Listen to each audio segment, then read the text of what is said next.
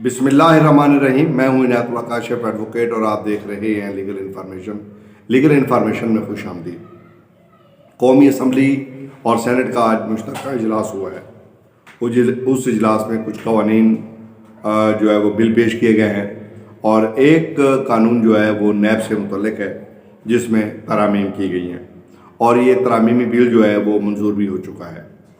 और इसमें क्या क्या तब्दीलियाँ की गई हैं इसमें देखते हैं। तो सबसे पहले जो तब्दीली है वो अपील का जो टाइम था वो चेंज कर दिया गया है। पहले जो टाइम था वो 10 रोज़ था, अब जो टाइम है ये 30 दिन कर दिया गया है। दूसरा, नैब गिरफ्तारी से पहले सबूत इकट्ठे करेगा और सबूतों को यकीनी बनाएगा, उससे पहले गिरफ्तारी नहीं हो सकेगी।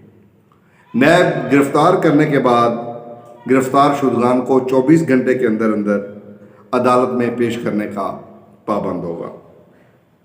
इसमें जो चौथी तब्दीली की गई है वो की गई है कि नैब 6 माह में इंक्वायरी का आगाज़ करने का पाबंद है। इसमें जो 5वीं तब्दीली की गई है, तरमीम लाई गई है, रेफरेंस दायर होने से कबल नैब अफसर मीडिया में कोई बयान नहीं देगा। रेफरेंस दायर होने से कबल बयान देने पर मुतल्लिका नैब अफसर को 1 साल तक कैद और 10 लाख रुपए तक जुर्माना किया जा सकेगा। इसमें जो छठी चेंजेस या तब्दीली या अमेंडमेंट लाई गई है वो है कि किसी के खिलाफ केस झूठा साबित होने पर जिम्मेदार शख्स को 5 साल तक कैद की सज़ा होगी। और 7वीं तरमीम जो लाई गई है वो है नैब कानून में तरमीम करके रिमांड 90 दिन से कम करके 14 दिन कर दिया गया है। और इसमें 8वीं तरमीम जो की गई है, विफाकी या सूबाई टैक्स मामलात नैब के दायरे इख्तियार से निकाल दिए गए हैं। बिल में चेयरमैन नैब की रिटायरमेंट के बाद का तरीक़ाकार वज़ा कर दिया गया है। चेयरमैन नैब की रिटायरमेंट पर डिप्टी चेयरमैन कायम मकाम सरबराह होंगे, जबकि डिप्टी चेयरमैन की अदम मौजूदगी में इदारे के किसी भी सीनियर अफसर को कायम मकाम चेयरमैन का चार्ज मिलेगा। एहतसाब अदालतों में जजेस की तैनाती 3 साल के लिए होगी। एहतसाब अदालत के जज को हटाने के लिए मुतल्लिका हाई कोर्ट के चीफ जस्टिस से मुशावरत ज़रूरी होगी। नए चेयरमैन नैब के तकर्रुर के लिए मुशावरत का अमल 2 माह पहले शुरू किया जाएगा। नए चेयरमैन नैब के तकर्रुर के लिए मुशावरत का अमल 40 रोज़ में मुकम्मल होगा।